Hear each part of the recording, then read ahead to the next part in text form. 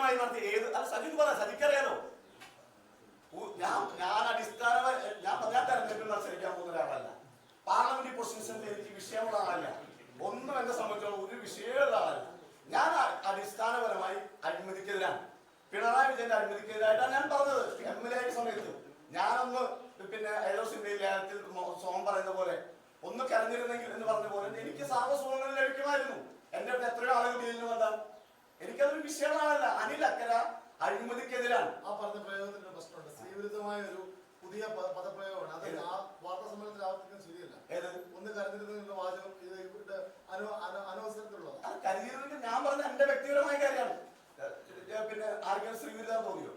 സ്ത്രീവിരുദ്ധമായ അങ്ങനെ ഉണ്ടെങ്കിൽ ഞാൻ പിൻവലിച്ചു, മാപ്പ് പറയും. തെറ്റുപറ്റിയതാണോ?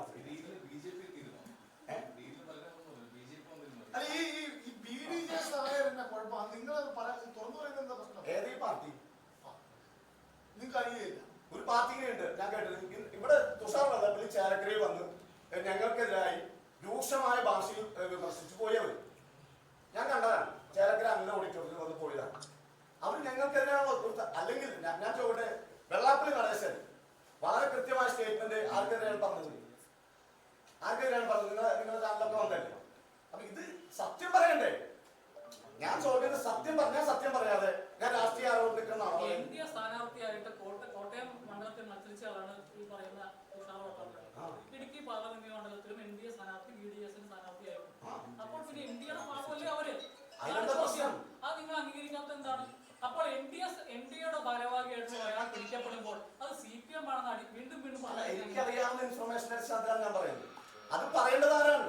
നിങ്ങൾ പറയുന്ന CPM നേതാക്കളോട് പറയാൻ പറയുന്നത്.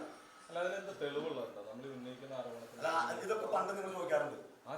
പണ്ട് ചോദിക്കാറുണ്ട്. അത് തെളിയിച്ചിട്ടുണ്ട്. ആ നോക്കി ജയിലിൽ കിടക്കുന്നത് ഇത് ഞാൻ തെളിയിച്ചോളാം.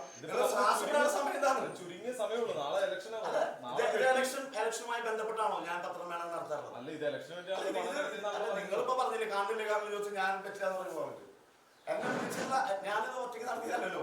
ഇതിനകത്ത് നിങ്ങൾ എല്ലാവരും എന്നെ വിളിച്ചതാണ്. കാണില്ലേ ഞാൻ എന്റെ ഡോക്യുമെന്റുകളുണ്ട്, ഞാൻ കൊടുത്തോളാം. ഞാൻ പരാതി കൊടുക്കുന്നുണ്ട്. ഞാൻ നിങ്ങളോട് ഞാൻ ഇത്രയും പറഞ്ഞത്. ഞാൻ ഇത്രയും കാലം എന്റെ രാഷ്ട്രീയം 52 ഡോക്യുമെന്റ് ഞാൻ കൂടി തരുന്ന ഡോക്യുമെന്റ് പലരും കൊടുത്തിട്ട് പല ആളും ചില ആളുകൾ രക്ഷപ്പെട്ടു പോയ ആളുകൾ എങ്ങനെ ഒരു അഴിമതി ഉന്നയിക്കുക, ഒരു പത്രസമ്മേളനം എങ്ങനെയാണ് നടത്തുക, അതെങ്ങനെ കേസാക്കുക, അതെങ്ങനെ പിന്നെ എവിഡൻസിലേക്ക് പോവുക, ഇതൊക്കെ അറിയാവുന്ന നിയമസഭാ അംഗമായിരുന്ന ഒരാളാണ് ഞാൻ. നിങ്ങൾ ഇതെല്ലാം കൂടി ഒന്ന് ചെയ്താൽ ഇത് കഴിയില്ലെന്നതോടി നിങ്ങൾ ഇന്ന് ഭൂലോകത്തോളം മുഴുവൻ മാർത്തി കൊടുത്ത പിന്നെ ചാനലൊക്കെ നിർത്തേണ്ടി വരില്ലേ? നാളെ ഇത് വേണ്ടേ? നാളെ ഇത് നമ്മൾ വീണ്ടും കാണും. ഇതിനകത്തൊരു തർക്കം ഞാൻ ആധികാരികമായി പറയുന്നു. ഇത് CPM ഫണ്ടാണ്. 5 കോടി രൂപയോളാണ് ചേലക്കരയിലെ കോളേജുകൾക്ക് വിതരണം ചെയ്യാൻ കൊണ്ടുവന്നത്. ഇത് 5 കോടി രൂപയോളം. ഞാൻ പറഞ്ഞില്ലേ എന്റെ ഫോണിനകത്ത് നിരവധി ഇൻഫർമേഷൻസ് ഉണ്ട്. ഒന്നും തെറ്റിയ ഇൻഫർമേഷൻസ് അല്ല. ആ ഫോൺ പിടിച്ചോ. അത് പിടിക്കുന്ന